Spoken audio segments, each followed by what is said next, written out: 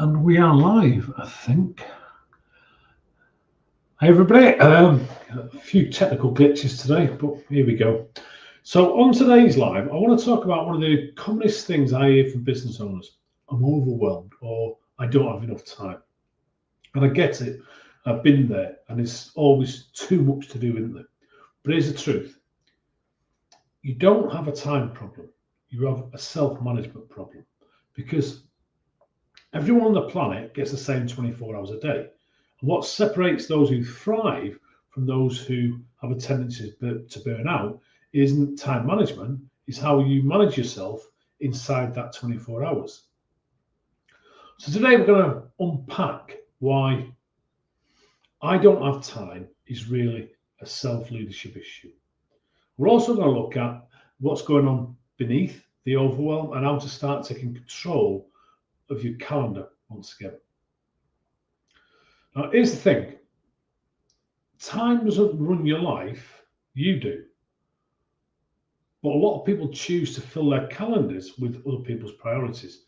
And I'm wondering, if you were to look at your week right now, how much of it would be doing your own doing, and how much of it would belong to someone else? Meetings you didn't need to be in, emails you didn't need to reply to straight away, tasks that should have been delegated months ago. And it's no wonder that we feel overwhelmed. We've let our schedules become everybody else's to-do list. And taking control starts with one question.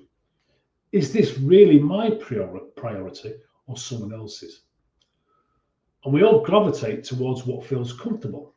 We do the tasks we're already good at because life feels safe. And we then avoid the ones that stretch us because they feel hard or uncertain. And yet growth only happens when we push past our comfort zone.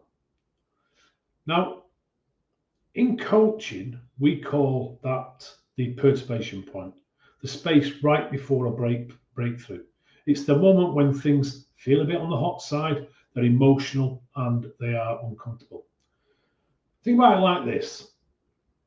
Water boils at 212 degrees Fahrenheit. At 211 degrees Fahrenheit, it's just hot water, but just 1 degree away from transforming into steam. That's transformation. And that same shift happens in us because one uncomfortable action can trigger massive change. And that's what growth feels like. It's uncomfortable, but also powerful. So let's talk about something practical, how to stop being reactive so that you can start running your week more intentionally. Now, with my clients, I use a tool called the Momentum Map. It's a map to progress on the way to creating your ideal week. It's not about scheduling every second, it's about designing your week around what really matters. So here's how you could go about building one. Step one is first you need to identify your big rocks in Stephen Covey language. These are your high impact, non-negotiable activities, the things that drive your business forward. For example, sales calls or lead follow-ups, reviewing your financials, team meetings and one-to-ones. It might be content creation for some of you. It might be something as simple as strategic thinking time. But think of it this way. If it grows your business, it builds your team, or it drives profit, it's a big rock. Second step is to block time for those tasks. So treat these blocks like appointments with your most important client, because they are. And your most important client is you. So if you decide that Monday mornings are financials, that's sacred time. If Wednesday afternoon are for strategy, there's no interruptions then, because that's sacred time. Unless there's blood, fire, or flood, those time blocks don't move. And here's where most people get stuck, including myself in the past. We confuse being busy with being productive. Answering emails feels satisfying because it's visible. Checking your accounts feels safe tidying your desk because you can see it, it's right in front of you and it's shouting loudest.